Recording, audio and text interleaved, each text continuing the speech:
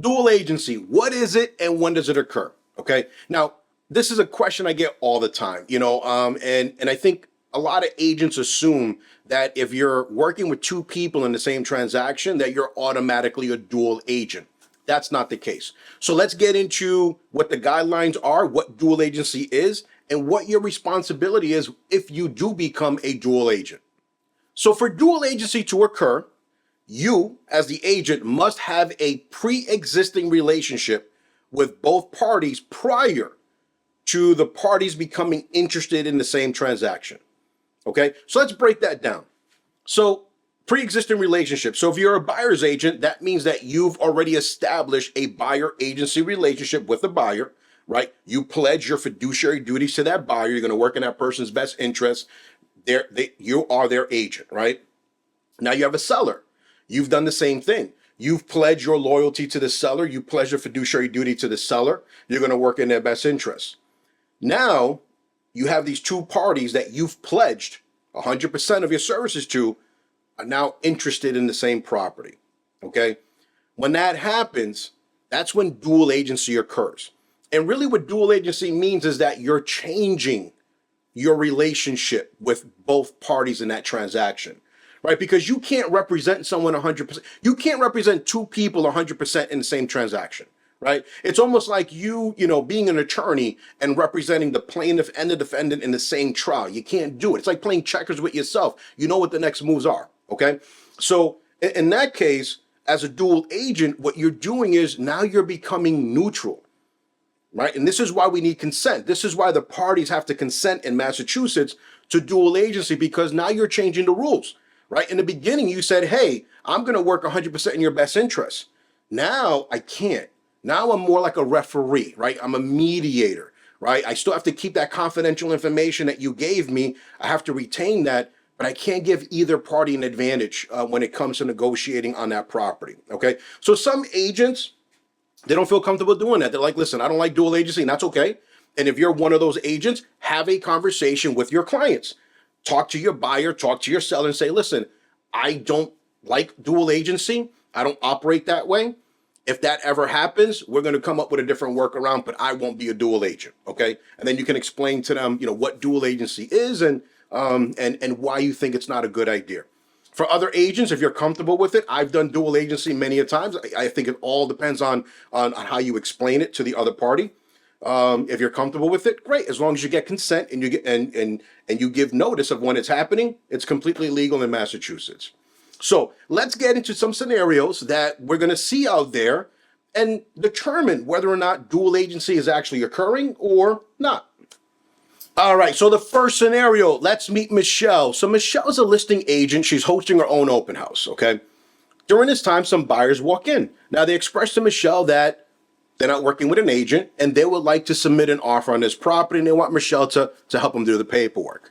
So in this situation, is Michelle a dual agent or not? So the answer is no, she's not a dual agent, right? So let's go back to the beginning. Let's go back to the guidelines. You have to have a pre-existing relationship with both parties prior to them becoming interested in the same property. Well, she has a pre-existing relationship with the seller, right? She's a listing agent. She has an agreement. The buyers just walk through the door. So she doesn't have a pre-existing relationship with the buyers. Therefore, the buyers are unrepresented. So she would disclose to the buyers that she is a seller's agent. She's working on the seller's behalf, but she can certainly assist in doing the paperwork. So in this scenario, Michelle is a seller's agent working with an unrepresented buyer. Scenario number 2, let's meet Tom. Now, Tom's excited because he just got a brand new listing. Now, as he's going through the listing, he's thinking in his head, this property would be perfect for one of his buyers that he's been working with for some time. He shows the property to one of his buyers. The buyers fall in love with this property and they have an accepted offer and the buyer ends up buying the property. Now, in this situation, is Tom a dual agent or not? Yes, Tom is a dual agent in this situation, right? He's already established a buyer agency relationship with the buyer, right? Because it says that he's been working with her for some time.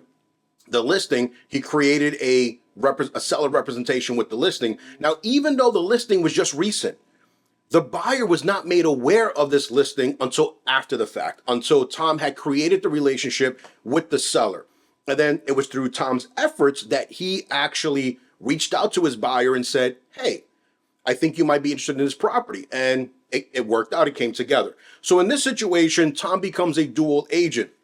What does that mean? That means that during the negotiations, during the transaction, Tom has to remain neutral. He can't pick favorites. He can't give one person, an advantage over the other. So this is where it gets tricky, right? That any confidential information that you were given by either party remains with you.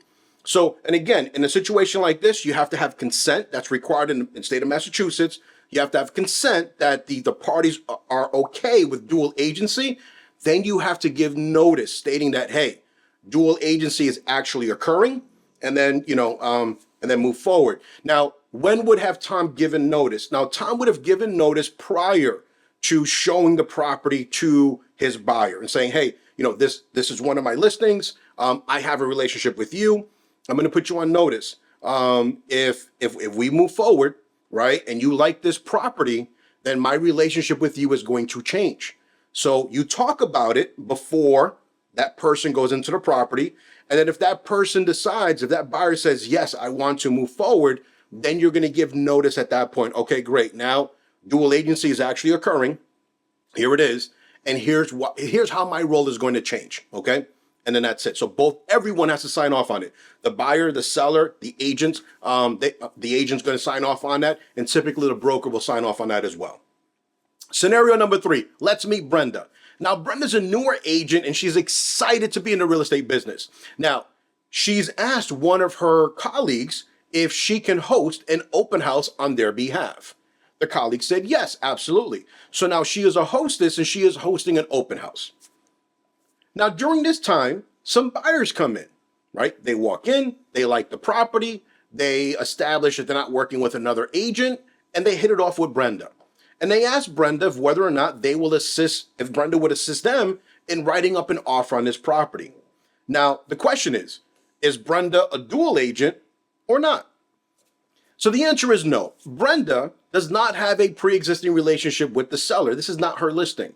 She's a hostess. She's doing this, as a favor for someone else, for another agent that is the seller's agent. So therefore, Brenda can offer her services to any buyer that comes through the door. She can establish a relationship at that time.